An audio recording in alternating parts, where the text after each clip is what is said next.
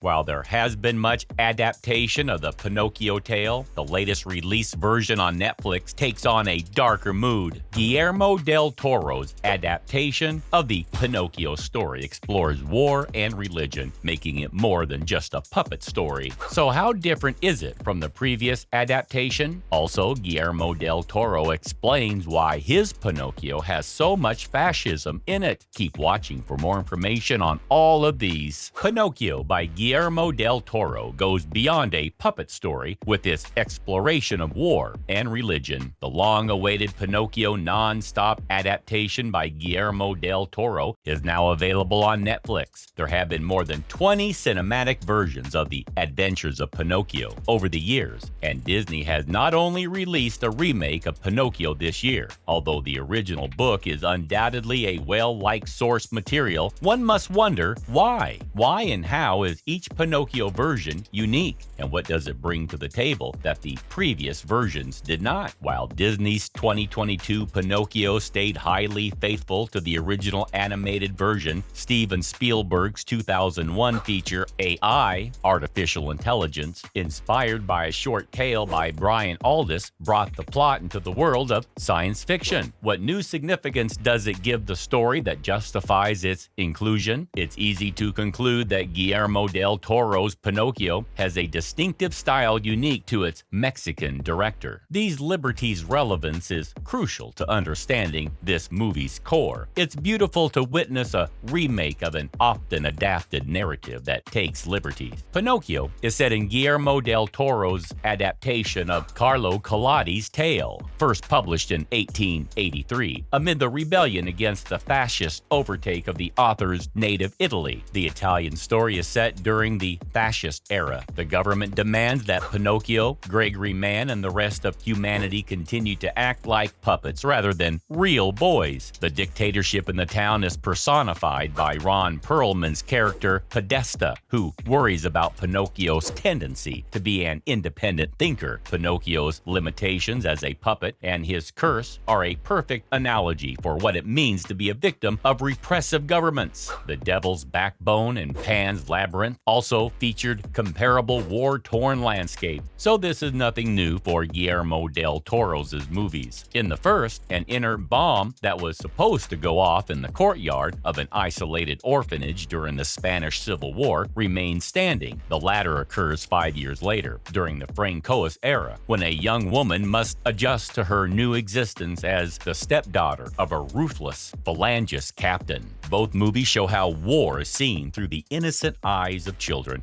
showing how far humanity has deviated from its moral rectitude to allow for such hideousness. Guillermo del Toro's opposition to the war has been well documented. He exploits this as the impetus for having Carlo, the son of Geppetto, perish as senseless collateral damage in Pinocchio. Pinocchio's internal conflict between self-expression and social acceptance erupts as Geppetto, played by David Bradley, shouts that he designed Pinocchio to be like Carlo. He also remarked how come Pinocchio could not be more like Carlo. However, Pinocchio replies that he can't be more like Carlo because he is not Carlo. The movie Pinocchio is about being unique in the face of a system that promotes conformity. Pinocchio goes away to play for Mussolini because he is afraid of bothering his father and finally joins the government to please his father and the country he was born in. Vault, played by Christoph Waltz, who issues the order, sums up the movie's perspective on the struggle when he says that he was the puppeteer and they were the puppet in his hands, and he was the boss and they were the enslaved. He continued saying that they may not have strings attached, but he controls them. The lesson in Pinocchio is taught by Geppetto, who Ewan McGregor's Sebastian J. Cricket says that Pinocchio is a puppet. He has a lot to learn, but he adores you. He appreciates you for who you are. Can't you do the same for him? A message we can all learn from the wooden youngster with a golden heart. Next, religious imagery in Del Toro's Pinocchio. We are introduced to another wooden kid crafted by Geppetto himself as early as the opening act of Pinocchio. To differentiate Pinocchio from the other famous kid who was given life by a higher force, he constructs a stunning crucifix for the church that is publicly displayed in the town. When Geppetto creates Pinocchio, the puppet puppet is visited by a creature with 6 wings covered in eyes that resemble a biblically accurate angel, as opposed to the harp-playing robed person with a halo. It is possible that Del Toro released Pinocchio during Christmas time for reasons other than its appeal as a family movie. The angel's visit to give Pinocchio life is similar to the biblical story of Gabriel's visit to Mary.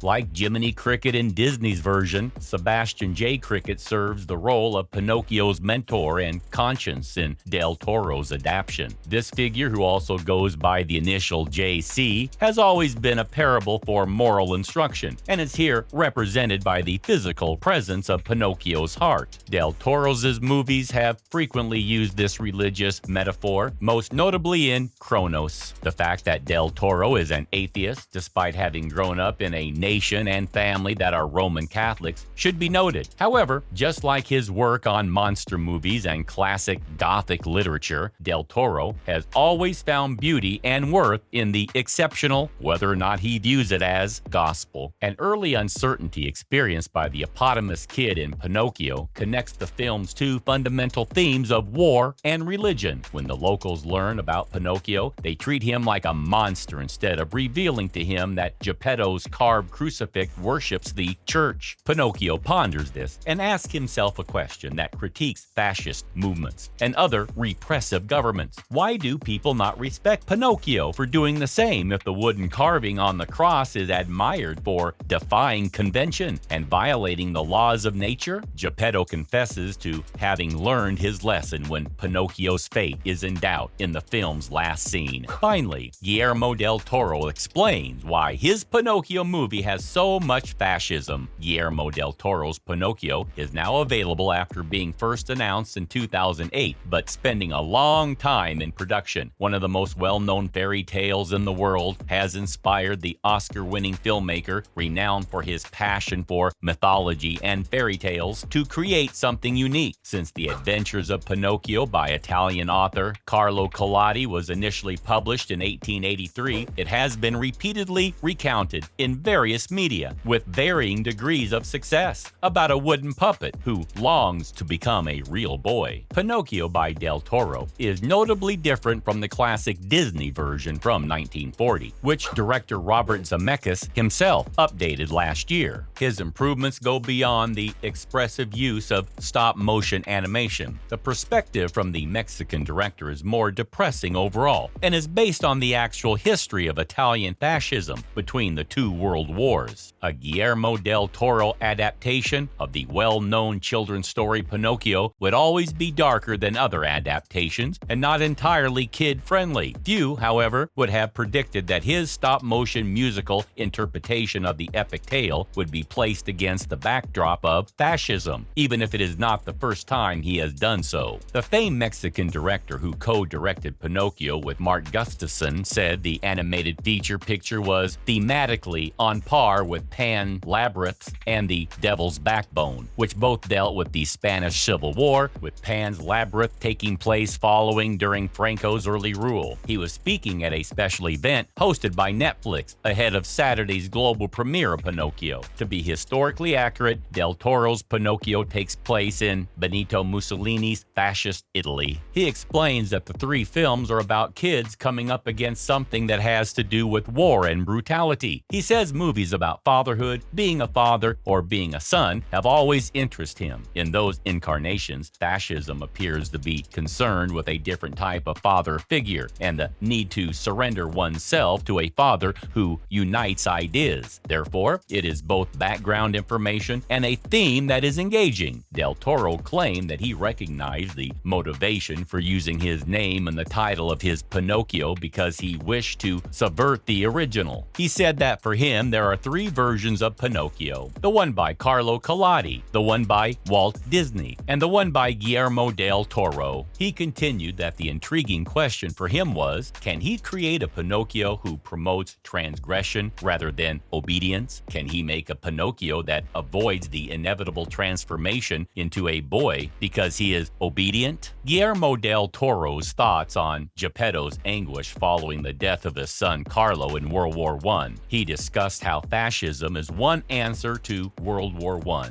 but Geppetto takes an alternative approach by attempting to recreate his son. He claims it was an angry recreation. He went on to say that unlike in a typical Pinocchio adaptation, where Geppetto is a charming little old man, he wanted to emphasize that this character is furious. This man is a heavy drinker. He's irritable. He isn't bothered by how others see him. Then he prays for a miracle, receives the miracle, and becomes irritated when the miracle isn't precisely what he expected. But he eventually accepts Pinocchio's flaw. Instead of Pinocchio growing to be a real boy, Geppetto learns to be a real parent, which is a charming narrative. Del Toro mentioned that he had had a drunken event in Brazil, talking literature with the late Gabriel Garcia Marquez, author of 100 Years of Solitude, in an unusual incident of name-dropping for a director who has worked with many big-name actors. He also said that 10 historical literary figures might be read in any way, including Tarzan, Sherlock Holmes, Dracula, Frankenstein, Pinocchio, and the Count of Monte Cristo. He claimed they might be used as symbols for various topics. You might make them president, put them in space, or use them in a business or political setting. Anything. There will always be songs that change keys with the vocalist, and he found that quite liberating. So that's it, guys. Guillermo del Toro's Pinocchio explores war and religion, making it more than just a puppet story despite having much fascism in it. Which Pinocchio adaptation is your favorite? Let's hear your comments in the section below. Please remember to subscribe, and thank you for watching. Bye.